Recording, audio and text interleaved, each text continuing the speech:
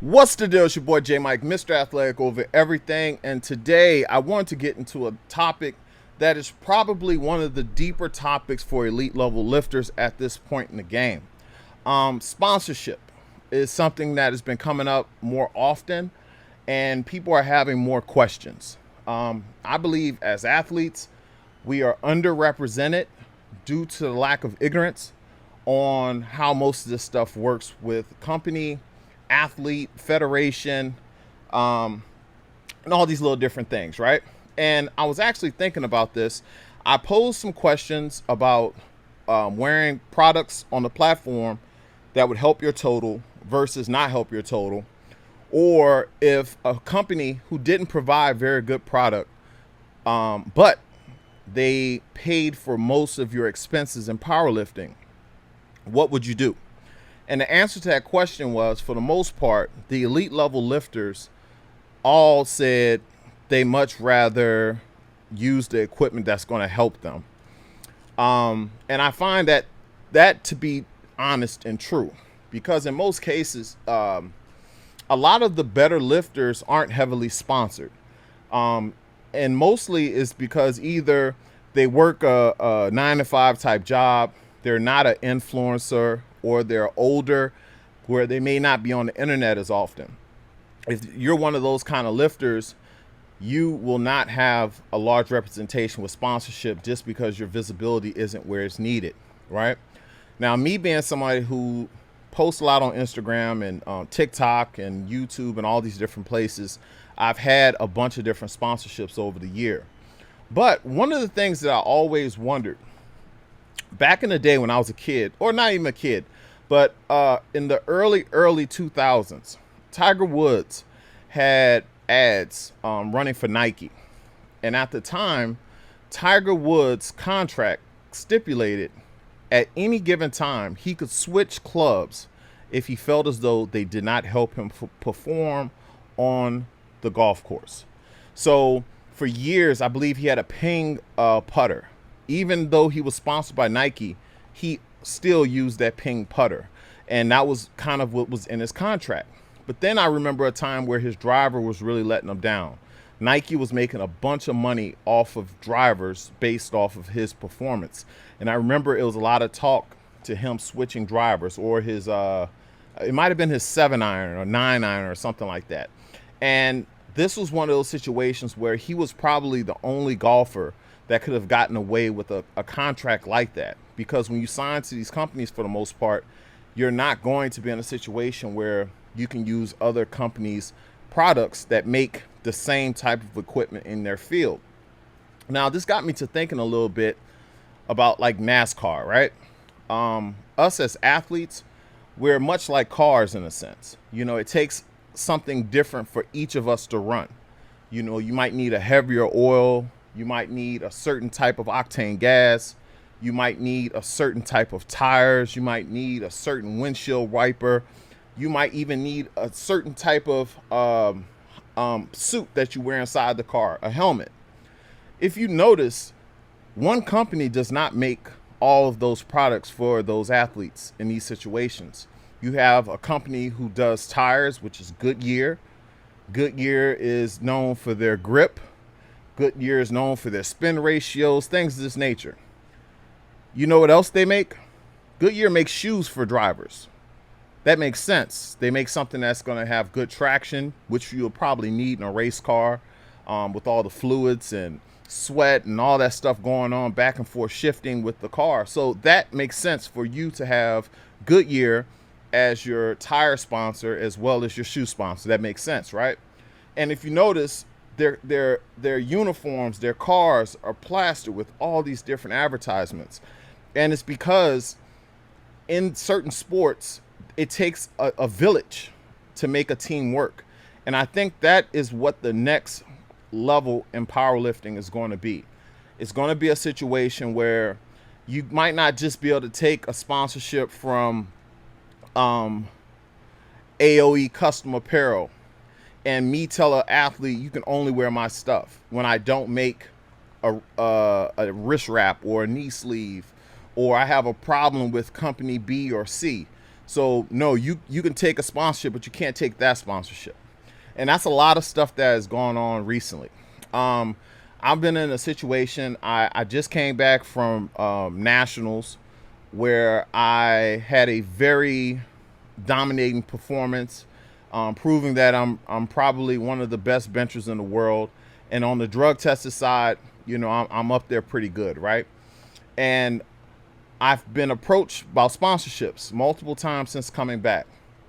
And the one thing that I'm having problems with as an athlete who has a company is the fact that some of these companies want to sponsor you, but then they give you requirements like, hey, I know we're a supplement company, but we also make apparel. So you would have to be able to market our clothing when you're benching or when you're making deadlift videos, whatever the case may be, which I don't mind. But I cannot sign an exclusive contract where I would not wear my own apparel in my videos. And this is what some of these companies are trying to do. And when you think about the amount of money that's on the line in some of these situations, it's not worth $200 a month for me not to be able to make thousands a month with my own products. So these are little things that athletes have to think about going forward. Now, that's on the financial side, that where you might have one company say, listen, if you're getting $250 a month from a company, that is not a bad sponsorship in powerlifting. But let's say, for instance, for you to powerlift, you go to a competition. You're looking at, let's say, $1,500 to go to nationals, right? Your food, your plane ticket, your hotel. Then also you're taking off work or you're missing work. So let's round it up to like $2,500 to go to national. You're missing days of work, you're eating, you're all that kind of stuff. One sponsorship in most cases isn't going to cover all that stuff for you. It would be very selfish for a sponsor to tell you like, hey man, we know we can't cover your whole tab, but we also don't want you to take a sponsorship by this company because we don't like them. We don't line up with their values or whatnot, but they're going to help you and assist you with your goals in powerlifting in terms of your travel and things of that nature. If you're in a situation where a company can't afford to pay for everything, and this is for the elite level lifters. The elite level lifters are the ones who are influencers, the ones that if they say, hey, this is the best belt to buy, wear it. These are the best knee sleeves, wear it. These are the best wrist wraps, wear it. The ones that have value and bring value to the company or the main company, right? So in these situations, I think the new thing should be not to sign an exclusive contract with any of these companies unless they fit your absolute need in all areas. Now, if you think about what's happened recently in powerlifting, the talent pool has increased tremendously. You have people coming out of nowhere with all-time world record totals. You have them putting up these big monstrous lifts. A lot of this has happened because so many people have been watching the sport from the sideline, not willing to jump in the ring.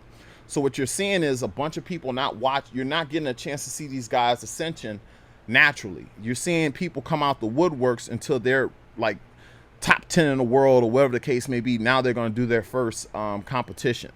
And as this happens, you can't afford to leave pounds and your confidence level and your equipment to be up in the air for nobody. Because what's going to happen is if your total drops, your ranking drops, your following drops, the companies are going to drop you. So it's total over sponsorship for sure. That's what it should be. It's total over what the equipment looks like. It's total over what your favorite influencer wears on the platform versus what you wear on the platform. It should be your total and your end result, which pushes you in the direction in which you want to go to. I can give you guys a couple of examples of people. And to be honest with you, I'm friends with guys who have been offered sponsorships from some of these bigger companies, but they turn them down. And I always wonder, like, why would this guy turn down this sponsorship? You know, all the big companies, the two biggest companies in the sport for the most part, have went after this one particular lifter. I'm not going to mention his name because he has a good reputation with both. But let's say one company actually makes the best thing. Actually, this is this is not a uh, like, lack of knowledge or anything, but Titan makes the very best singlet in powerlifting. The singlet gives you pounds on your squat. If you get it fitted correctly, you're going to get a little something out that singlet, right? Well, this guy in particular, he was offered a contract with a company, but he said, listen, I cannot give up my Titan singlet. I like your shirts. I really don't wear wrist wraps like that, so I could deal with the wrist wraps that you guys have. But I also don't like your knee sleeves. I like to wear this other brand's knee sleeves, right?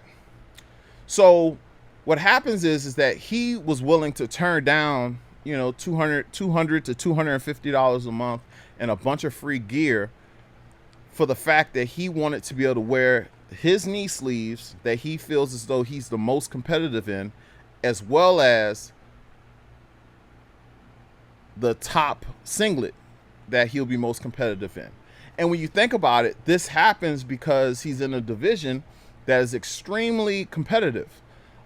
He's a 105 lifter. So if you're in a situation where they may give you a little bit of money, it might cover certain little things you need, but you need those extra 20 pounds, those extra 10 pounds, those extra 50 pounds when you think about what the singlet is going to give you and what the knee sleeves are going to give you or not give you. That's a lot to think about. And what's happening now is that some people have built up a name in the sport based on reputation.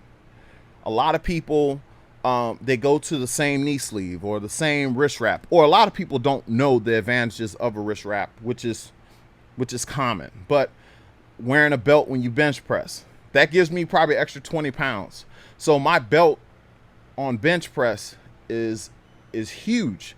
If it doesn't feel a certain way, if I can't contract my lats a certain way in my belt, I can't wear it. It's going to affect my bench. It's going to affect my deadlift. It's going to affect my squat. These are things. So me personally, I will never look for another one-stop shop sponsorship. Now, if I ever do equip lifting, that may change. I may go with one company to make the equipment, but in terms of raw, I'm going to wear the best singlet that's going to help me get pounds on the platform. I'm going to wear the best knee sleeves that I can wear, and right now the Inzer Argo knee sleeves are ridiculous. If you're a top level lifter, I watched people this past weekend lose competitions because they're wearing inferior equipment. Go check out those knee sleeves. Now, once again, I'm not sponsored by anybody, but I know that those knee sleeves are giving up pounds on the platform. So why not go and get them? For the sake of what? A free t-shirt? A free singlet? How many singlets do you have? How many free t-shirts do you have? Look at total anytime you make a decision about what you wear on the platform. Don't worry about if it matches and all that kind of stuff. That's cool. It's about those pounds on the platform. I'll give you guys a perfect example of perfect situation. Was going on or last weekend or last week, whatever. Would have done himself good to get those Inzer knee sleeves. He would have had more pounds on his squat with those knee sleeves for sure. If the stuff that he was wearing, he was going to do what he had to do. And as we know how this actually turned out, he squatted an additional 25 pounds, so it probably wouldn't have mattered. But extra pounds on the platform if he would have had these knee sleeves. And I'm only using this in a situation like this. Happy with the knee sleeves that he has, and other people who are worn those knee sleeves that he had on also did pretty well. But I'm just saying, this is a situation where if you're going up against someone who has you by a large amount of pounds on the platform, you need to chip away at the advantages as best as possible. And one of the ways you could have chipped at that is by getting upgraded equipment. And I'm not saying this in this particular case, but this is a situation where it could apply. So me as an athlete, I have a okay squat between 725 to 760 is what I've squatted. I've pulled over 800 pounds. Best in competition, 771. Best bench press in competition is 622 pounds. But really, I'm really like a 630, 640 bencher. So if you add now that I have an 800 pound squat, an 800 pound deadlift, and a 640, 630 pound bench press, that changes things. That now puts me in a category of having 1,000 kilo total, which reflects differently overall. If I have 1,000 pound kilo total, I can then leverage that for more sponsorship money, more exposure, more interviews, more products sold. This is how you leverage these things as an athlete. And if you're not doing this, you're losing. So I believe we should take sponsorships like race car, have 20 different sponsorships.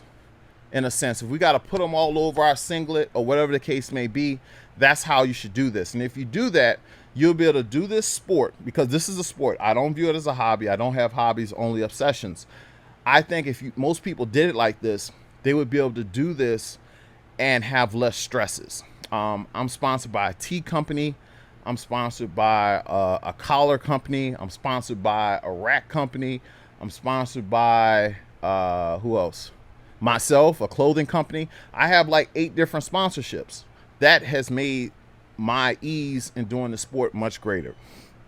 Also, if you're with a company and they're making a product that's not good, you should have in writing that if a company you're sponsored by is making a lackluster product or a product that you don't feel comfortable in, you should be able to switch that product out. So this was just a little thought that I had. I believe that athletes are like cars. We should be choosing sponsorships based on need, not being forced into wearing a piece of equipment on the platform because we're sponsored by a company who really not paying us shit anyway. All right, guys. Until next time. Later.